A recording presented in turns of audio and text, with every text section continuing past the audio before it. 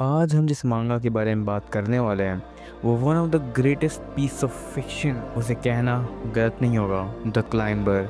ये कहानी है एक शाय और इंट्रोवर्टेड हाई स्कूल स्टूडेंट की जिसे अपनी ज़िंदगी का मकसद अभी तक नहीं पता है। आज हम देखेंगे कि कैसे उसे अपनी ज़िंदगी का एक मकसद मिलता है और उसे किस चीज़ में मज़ा आता है। हमारे मेन कैरेक्टर का नाम है मोरी बुंतारो और उसका अभी नया नया एडमिशन हुआ है एक स्कूल में। एक्चुअली उसका प्रीवियस स्कूल से ट्रांसफ़र हुआ है अभी अभी, लेकिन उसका ट्रांसफ़र क्यों हुआ है वो हमें आगे पता चलेगा स्टोरी में। और हम देखते हैं योकोसुका हाई स्कूल को, जहाँ पे एक टीचर मोरी को समझा रहा होता है कि तुम्हें और ज़्यादा मेहनत करनी चाहिए ताकि तुम्हें कोई एंट्रेंस एग्ज़ाम तुम क्वालिफाई कर सको। पर मोरी उसकी बातों पे बिल्कुल भी ध्यान नहीं दे रहा होता। वो ऐसे इसको इग्नोर कर रहा होता है क्योंकि वो अपने ही मन में खोया हुआ रहता है। और फिर हमें दिखाया जाता है उसका क्लासरूम जहाँ पे बच्चे लोग बातचीत कर रहे होते हैं, और यहाँ पे हमें फोकस करना है मियामोटो पे, जो कि उस क्लास का बुली है। और उसका एक सिग्नेचर मूव भी है, वो ग्रिप कर लेता है अपने अपोनेंट को, फिर जिसको उसको बुली करना होता है उसको ग्रिप कर लेता है, उसको पिंच करता है अपने हाथ से पकड़ के, और वो सबको अपने मज़े के लिए परेशान करता रहता है ऐसे ही। फिर मोरी का इंट्रोडक्शन होता है, लेकिन वो कुछ भी अपने बारे में बताता नहीं है। बिल्कुल शांति से खड़ा रहता है, फिर अपना सीट पे जाके बैठ जाता है। अब उसके पीछे वाली सीट पे बैठा रहता है मियामोटो, उसको चुल मचता है और उसको भी परेशान करना शुरू कर देता है। मियामोटो उसको भी ग्रैब करता है और पिंच करता है उसके शोल्डर पे, लेकिन मोरी उसका हाथ पकड़ लेता है और मोरी बोलता है मुझे परेशान मत करो तुम। अब मियामोटो भी पूरा शॉक हो जाता है कि भाई इस बंदे ने मेरा हाथ तो कैसे पकड़ लिया। थोड़ी देर बाद पीरियड ख़त्म हो जाता है और मोरी चला जाता है स्कूल के टेरेस पे। फिर उसी में हम लोग देखते हैं कि उसका जो क्लास टीचर था वो जा करके स्टाफ रूम में ऐसे बोलता है कि इशिता सेंसे, हमारे क्लास में जो न्यू स्टाफ स्टूडेंट है वो कोई गुड न्यूज़ नहीं है, he is a trouble maker. तो इशिता सेंसे बोलते हैं क्यों, बंदा बच्चा है क्या? तो बोले नहीं यार, वो बस बातचीत नहीं करता है ज़्यादा। अब नेक्स्ट पीरियड में इशिता सेंसे की क्लास रहती है तो वो आते हैं और आकर के क्लास में शुरू कर देते हैं, बट वो देखते हैं कि मोरी वहाँ पे नहीं था। उसमें एक बच्चा बोलता है शायद से वो ऊपर गया है छत पे। और फिर हम देखते हैं मोरी को जो कि टेरेस पे आराम से लेटा हुआ रहता है और ये सोच रहा होता है कि यार अभी तक फर्स्ट ही पीरियड गुजरा है, यार अभी से ही मैं थक गया। और तभी उसके बगल में मियाँ मोटा के उसको डरा देता है और डरा देता है, वो कौन है कौन है? मियाँ मोटा बोलता है क्या बे यार इतने से रहे?" मतलब मियाँ मोटा उसको यहाँ पे भी नहीं छोड़ रहा है, उसको यहाँ पे बुली करने आ गया। मियाँ मोटा उससे पूछता है कि तुम यार पहले ही दिन है और तुम बंक करना भी शुरू कर दिया है, इतना खराब तो नहीं है हमारा स्कूल, हमारा पुराना स्कूल बहुत ज़्यादा खराब था क्या? और फिर मोई नीचे देखता है तो वो देखता है कि यार मिया मोटो ऊपर टेरेस तक चढ़ाई करके आया है, किसी सीढ़ी से नहीं आया, वो चढ़ाई तक करके बस इतना ऊपर से इसको डराने के लिए आया था। वो भी इसको बोलता है कि यार तुम मुझे बहुत ज़्यादा अनोइंग लगते हो, तो प्लीज़ मेरे सामने से हट जाओ। तो मिया मोटो से चैलेंज देता है, बोला ठीक है मैं तुम्हें परेशान नहीं करूँगा, पर तुम्हें उसी तरह से क्लाइंब करना पड़ेगा इस बिल्डिंग के ऊपर जैसे मैंने किया था।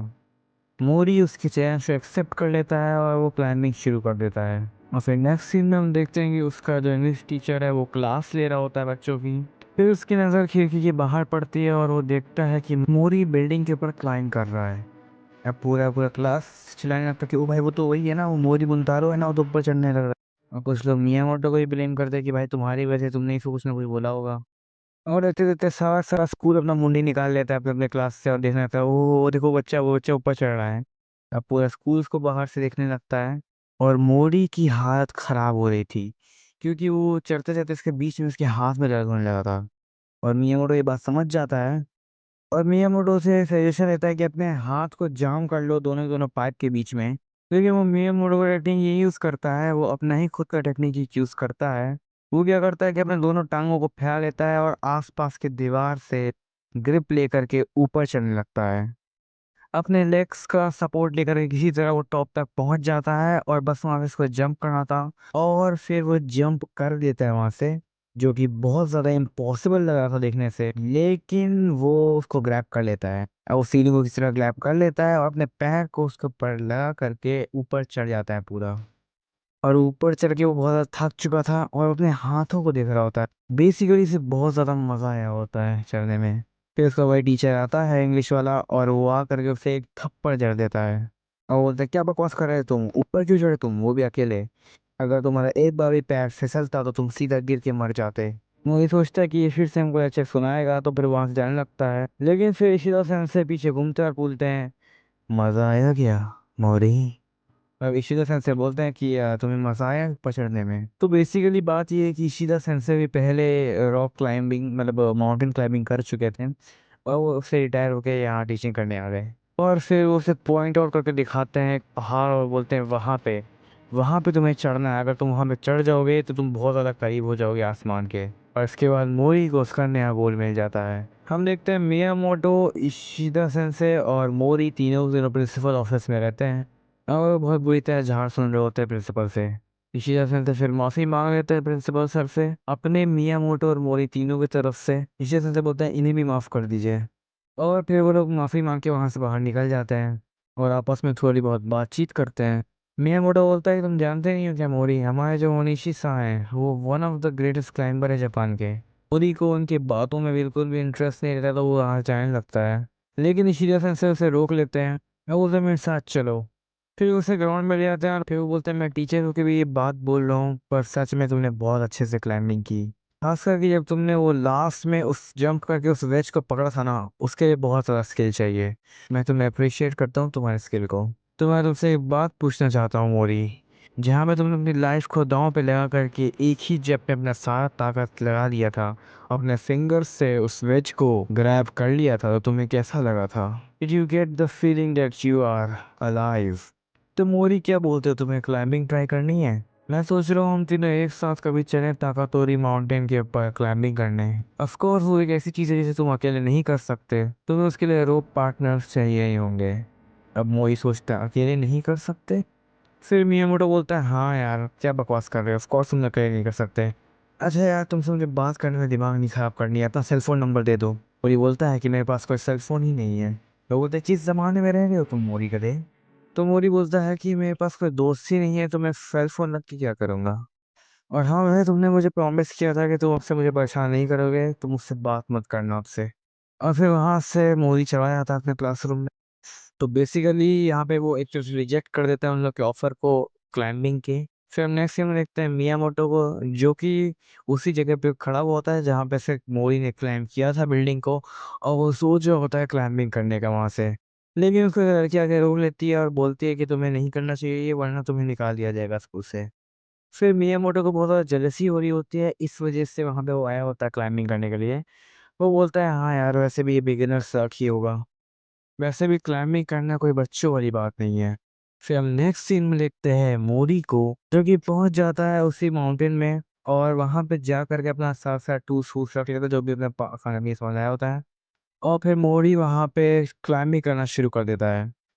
वो पूरी ताकत से क्लाइंब करने की कोशिश करता है, और उसके हाथ पैर बहुत ज़्यादा इंजर्ड हो रहते हैं।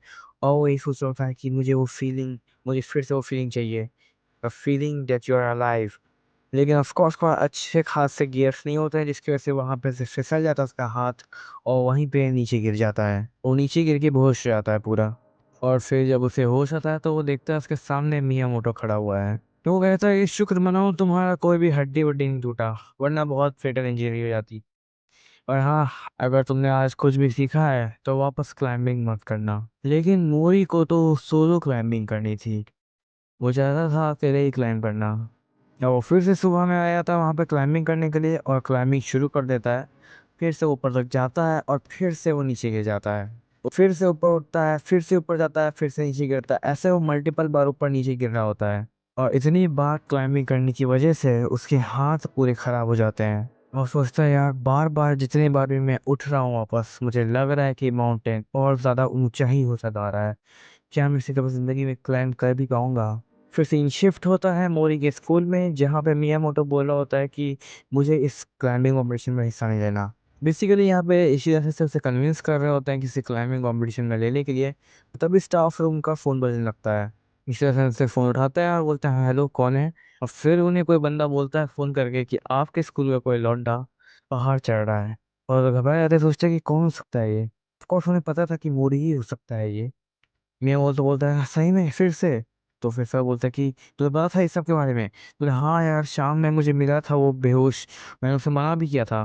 फिर शेर से बोलते हैं कि तुमने मुझे ये बात पहले क्यों नहीं बताई। और वो लोग भाग के जाते हैं उस माउंटेन के पास, और वहीं पे उन्हें मोरी दिखता है जो जिसका हाथ पूरा का पूरा इंजर्ड रहता है, उसके जूते फटे हुए रहते हैं।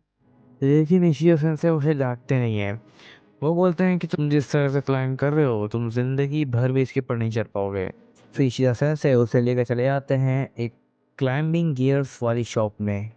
वो जाकर बोलते हैं हाँ भैया बच्चे का जूता दिखाइए थोड़ा सा। और फिर वहाँ का ओनर बोलता है कि बताओ बच्चे तुम्हारा पैर का साइज कितना है। मोरी बोलता है 26.5। फिर पैर का साइज वो नापता है और बोलता है हा हा हा, झूठ बोल रहे हो ना। ये लड़के सब हमेशा अपने पैर और हथियार का साइज बढ़ा के ही बताते हैं। फिर उसके सर का जूता निकाल के देता है बट वो बहुत ज़्यादा महंगा रहता है तो वो रिफ्यूज़ कर देता है। तो उसका शॉप ओनर बोलता है कि ठीक है ट्राई कर लो एक बार, ट्राई करना तो फ्री है। फिर उसके पहन के ट्राई करता है और वो और उसके सामने एक रैंप टाइप रहता है मतलब बेसिकली टेस्टिंग के लिए।